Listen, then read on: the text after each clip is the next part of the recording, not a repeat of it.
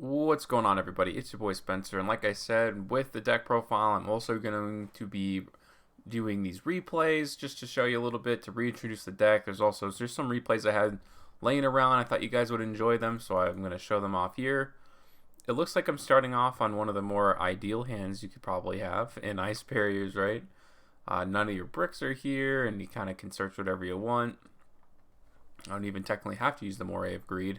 A lot of the times it's used to fix your hand. But here I have kind of all my play starters, and I guess you could take out some of the play starters, and I don't know. I mean, I love the idea of having like 9, 12-ish one card play starters. It's really the benefit of the deck, especially for a casual strategy to have so many. Because when you think of Dragon Link, like every card's a play starter. So you kind of like in this, you have to take the risk of bricks to do that. But you guys, if this is going a little too quick for you, be sure to check out my step-by-step combo tutorials. And here off the Dugaris, or I should say the Cthulhu's, I am able to draw into another form of disruption. I got rid of both of his Pot of Extravagances, which is very great, right?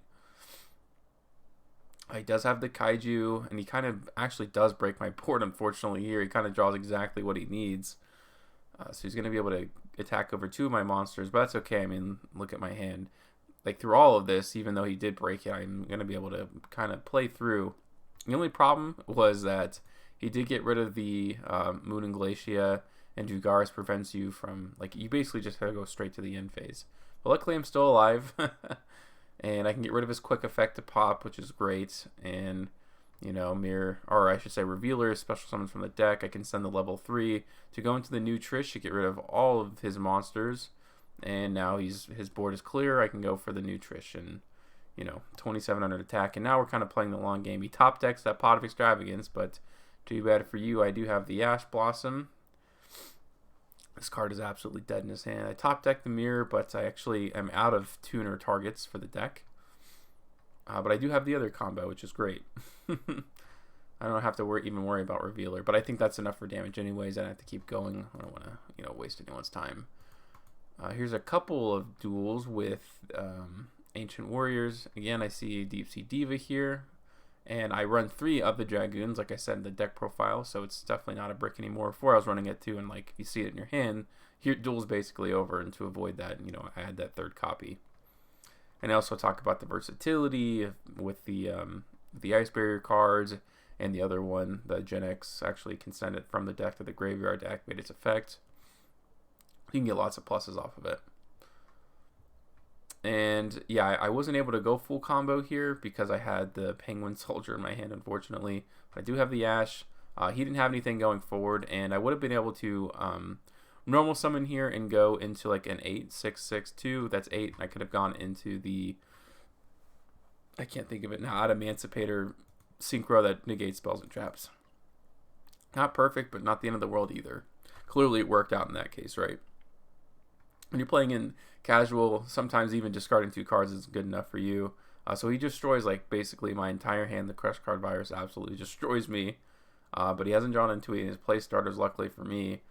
Atlantean Dragoons is definitely not going to get it done. But I do have the Moray of Greed, so if I'm able to draw something off the top of Water Monster, I may be able to sculpt my hand.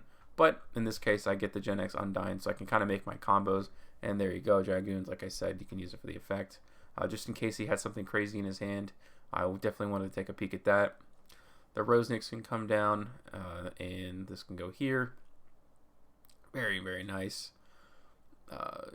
Christian Halley Fibrax, and now this is just the regular combo. So I've actually survived your Crush Card Virus, if you can believe that, and that's why I love these 1-card play starters. The Malice Lady of the Lamb, it's okay. He doesn't have layers, so a lot of his deck power is just kind of Lady of Lament, or yeah, whatever it's called. But now that I have Geomathematic Final Sigma, I think that's kind of like the worst case scenario because it's unaffected by all card effects, and I'm not sure he has like a monster out to that in the extra. Yeah, Starving Venom wouldn't be able to do anything again because it's all unaffected. I think he kind of realized that. This will probably also be a Deep Sea one, and he either holds on to Ghost Spell or doesn't have the opportunity to use it yet, which is why I love this combo in particular. Special summon from the graveyard. Yeah, so I kind of worked around it. At that point, it doesn't really matter in his hand, but now that I've seen, I want to have the best chance to get the Mystic Mine out with the Moulin Glacier. Discard 2, and I think I'm able to do it actually, and it's kind of insane. It's a 50-50 chance too, so it's not like impossible if you know your opponent has one card that you particularly need out there. And you can go into another Cthulhu. Those go to number 60. I can draw 2 cards. So a lot of these are bricks, and that's why that's where the Saryuja comes in. I think he ends up even just kind of quitting out. But yeah, the Penguin Brave's gonna get the Penguin from the deck. And I know he has one of the cards in his hand as a driver. He surrenders, but yeah, if it passed back to me, I think that would have been enough for lethal anyways. But other than that, Saryuja could have gotten this out of my hand, and you, and even the Roseniks, all of them, I kind of had those. Here is a little bit of a mirror match, and this is kind of one of those combos that's one of the worst case scenarios where you only end on 1 negate, because I did draw the Atlantean Prince, which is one of the worst cards you can have in your opener. But I do have the Joel and Lockbird, so that should be a decent amount of disruption. I'm going to be able to summon back the Despot 001 here. And I think I probably just go into a Borreload Savage, yeah. So a 2 negate Borreload if it survives. Dob stacks the Infinite Impermanence, which is super unfortunate for me because now I have to proctor out the negate there. But with the adding of the card here, a lot of his plays are going to get stopped. Deep Sea, like all these pluses that I just had off of my own combo, basically, which was very similar. It's almost impossible to do it that way. And I don't think he even has the requirements for Totally Awesome as of right now. He goes in the True King of All Calamities, which I guess is banned. Oops, I forgot about that. But not, like, even though he does have it, I can just negate it, which is what I'm going to do. And I'll probably go into the new Trishula monster as well. Yeah, sorry, buddy. Hopefully, you know, you can survive without True King. R.I.P. in peace. And last but not least, I will show you Spriggans. And this is, actually, I kind of found this really interesting because he's running a more pure version of it. I think he was even running the Fallen of Albaz. I could be wrong about that. This is one of the Albus cards, I know. He searches it out, so he's not actually running Fallen of Albaz. But yeah, I went into the typical Gen X Undyne combo here. Let's see if it's enough. It's pretty decent to card actually to oppose this archetype, because you can chuck these back into the extra deck, which is where, you know, they don't do anything. Because he's going to summon these 2 out, and now I can bounce them back both. This goes back to the extra deck, and I can use those to go into a Borreload Savage Dragon to hopefully, you know, finish off anything else he has to stop his plays. Maybe this wasn't the best card to negate. It's kind of, you know, if I had known more about the archetype, I may not have done this.